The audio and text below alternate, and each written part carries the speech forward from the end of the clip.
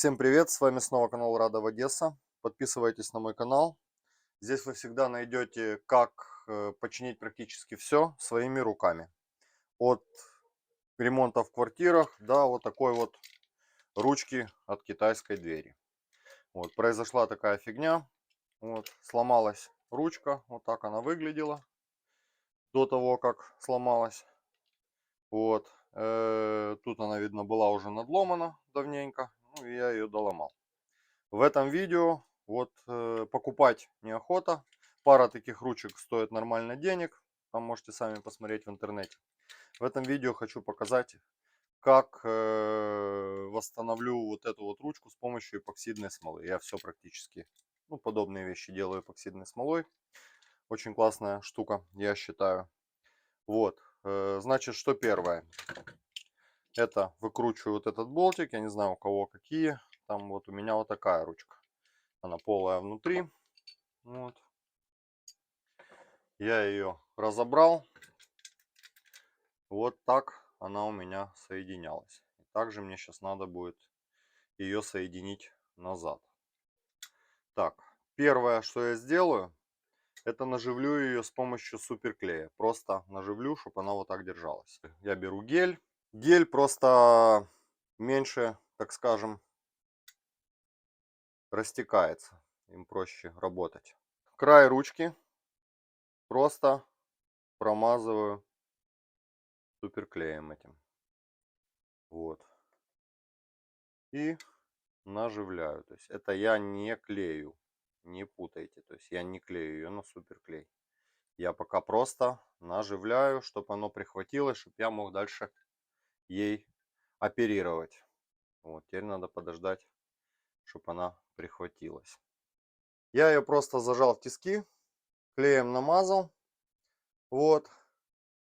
И вот так оно все выглядит, пока подсыхает. Прошло минут 20 примерно.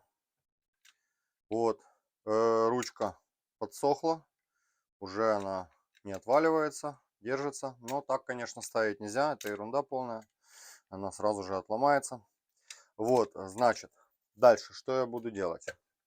В первую очередь, вот эти вот дырочки, которые, если они у вас есть, конечно, надо заклеить просто чем-то, малярной лентой, скотчем замазать, там, без разницы, чтобы когда будете эпоксидку заливать, вот, не протекло. Заклеил отверстие малярной лентой. Вот, ну, сверху, наверное, еще прилью остатками суперклея, чтобы пожестче было. Пока подсыхает, я беру хомут. Можно любую железку другую, то есть применяйте как хотите. Вот, нужно перекрыть, то есть нужно сделать что? Вы давите вот так ручку, вот, значит, нужно сделать ребро жесткости на излом.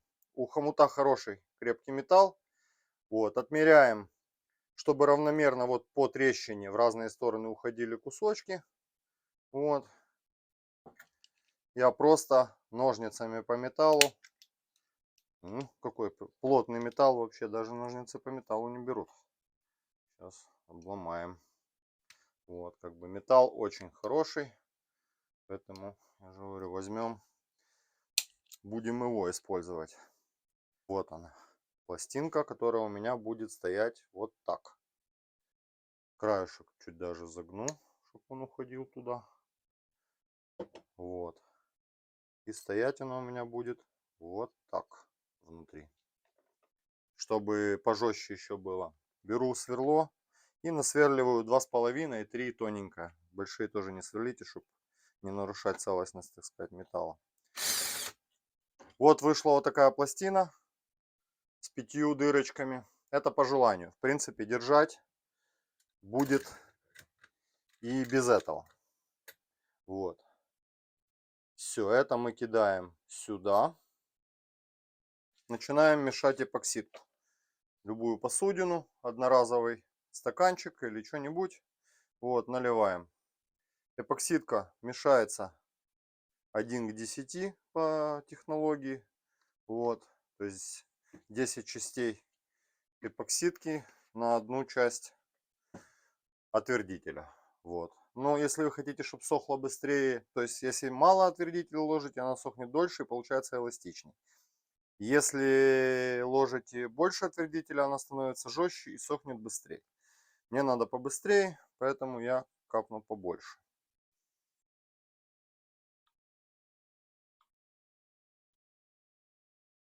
Вот так. Думаю, так хватит. Так, теперь вымешиваем. То есть в эпоксидке самое главное это хорошо вымешать. Иначе она не застынет. И обязательно держите при температуре не ниже там 15, а то и 20 градусов. То есть ниже 15 градусов она не застывает.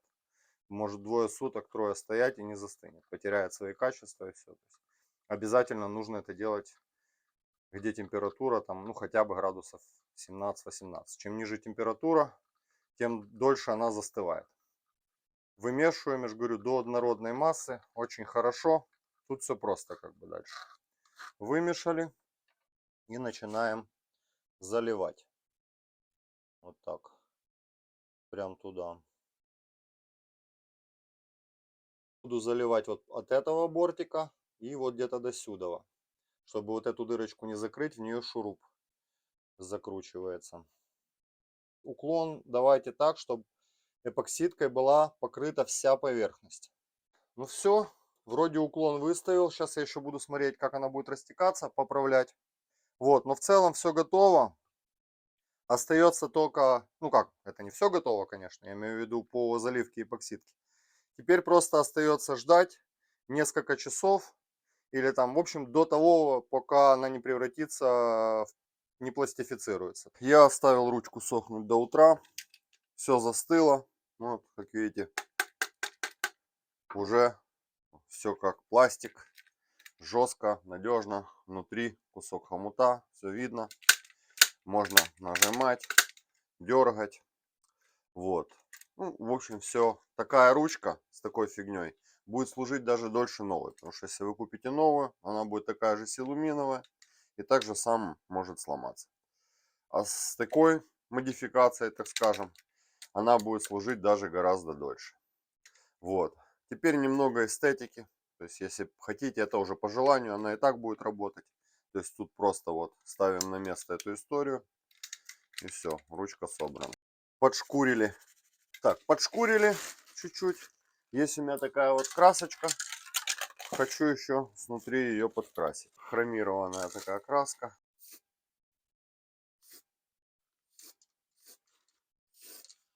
Краска сохнет довольно быстро. То есть, ну, я же говорю, красить это такое, по желанию. Вот так вот оно вышло. Трещины все равно видно. Чтобы не видно, надо подшпаклевывать. В общем, последний штрих. Ставим на место вот эту фиговину. Все. Такая вот ручечка получилась. Можно пользоваться, устанавливать. Все будет работать лучше новой. Такой вот способ сэкономить немножко денег. Всем спасибо за просмотр. Не забывайте подписываться на мой канал. Будем ремонтировать еще много всего. В следующих видео будет проверка эпоксидки, будет сборка мотора на Mazda 626. Вот, установка мотора. В общем, будет много всего полезного и интересного. Видите, вот ручка, я же говорю, она стала даже тяжелее, мощней. В общем, способ рабочий.